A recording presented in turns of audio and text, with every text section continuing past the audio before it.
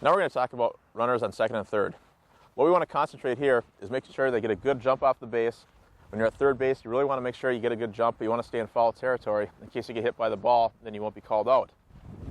Now, with any number of outs, we're going to get a good jump off the base. So as soon as the ball is released, the pitcher's going to go. Going to get up off the base. You notice at second, we have a really good hard lead. At third base, we got a good lead there. We're going to read the third baseman, make sure we don't get too far off because we don't want to get picked off third base. Same thing we talked about with the runner on second, is we want our person on second base, to know where the outfield's playing. When you're at third, the third base coach is going to talk to you. You do not want to take off with any ball in the air with less than 2 outs. You want to make sure, with less than 3 outs. Because if you have 2 outs or 1 out or nobody out, you want to be able to tag up and get to home plate. If you have 3 outs, as soon as that ball's hit, the person on third base, they're going to take off. Now I'll have you guys go back to the base here again.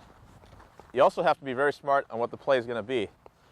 If we have nobody out or 1 out and we have a ground ball, we want to see if the infield is playing in, if they're playing deep, before we make any decisions on what the person on third is going to do and what the person on second is going to do. The person on second has to read the person on third base and the third base coach to know what they're doing. If we have a fly ball to the outfield and we're ready to tag up here and this person is not ready to tag up, we got to make sure that this person knows what's going on. So we really have to communicate as much as we can. We also don't want to have the person on second base tag up for the next base and the person on third base not tag up. So both have to be on the same page. You got to communicate with the third base coach. Make sure you read the signs, know what's going on, pay attention to what the defense is doing. So at second and third, there's a lot of different options. You don't always have to score with there's 0 outs or 1 out or 2 outs, because the next batter is going to come up. It depends on the situation. It's a good chance to do some squeeze, maybe some sacrifice bunts. Some slap. You can do a lot of different things, variations with a person up the bat too.